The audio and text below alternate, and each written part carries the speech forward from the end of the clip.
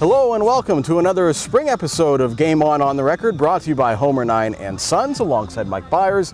I'm Andrew Chiappazzi. We're here at Southside High School, where the Rams girls softball team is in third place in their section, but they still have a chance to catch first place Avonworth and second place Burgettstown. Later in the show, we'll talk to Southside slugger Connor McGaffic, who's bound for Pitt. Yeah, Mike, you know, we've talked a lot about Connor McGaffic over the last few years because she burst onto the scene as a freshman.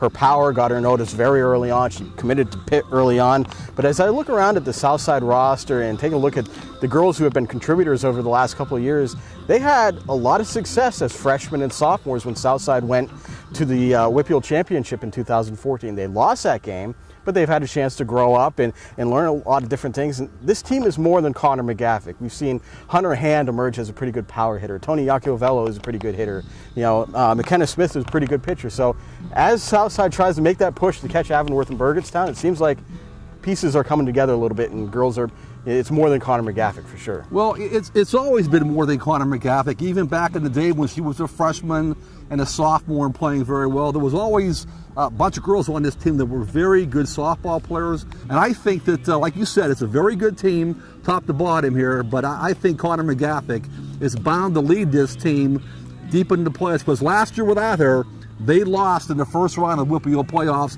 an early exit. But we shall see what happens down the home stretch here. Well, to talk about Southside's great start so far and their push to the playoffs is Southside senior Connor McGaffic. Connor, welcome to the show. Thank you.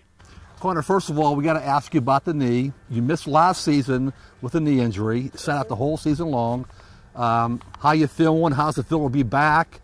Everything's okay with the knee? Yeah, it's been feeling pretty good. I mean, it's been like a year and a couple months. And, I mean, I thought it was going to be longer than that because ACLs are crazy sometimes, but it's going pretty good. I like how it's feeling, so. It's even feeling so good you're still on bases out here, huh? Oh, yeah.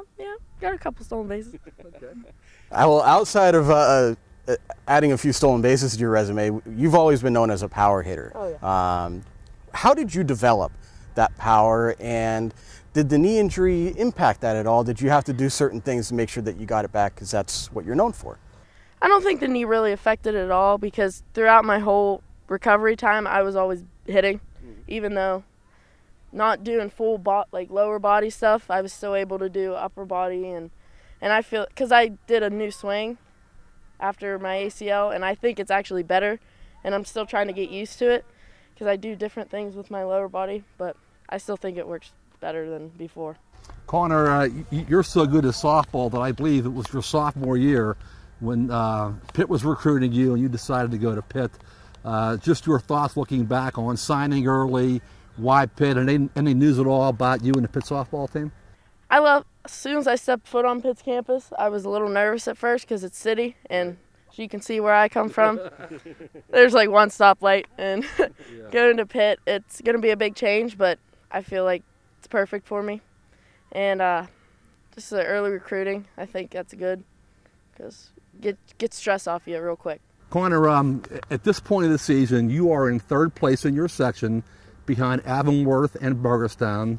You've lost to those teams already early in the year, but you play them again. I know the Beaver County Times has you guys ranked ahead of those two teams in our rankings. I know MSA Sports has Southside ranked ahead of those teams. How do you feel about where the team is at right now, and can you beat Avonworth and Burgettstown the second time around? Well, our mindset coming into these games is we're not going to think that we got the game won before we even stepped on the field. We're just going to come out and play like we always do and not have the thought that we're going to win. And, I mean, credit to Avonworth and Burgettstown. They're two good hitting teams. They hit the ball well. But I think we're going to come out, and I think we'll get the wins. Connor, thanks for your time today. Thank you. I'm glad your knee's doing fine, and good luck the rest of the season. Thank you, sir. Well, that does it for this edition of Game On the Record. You can check out anything you might have missed from us all week long on our Facebook page.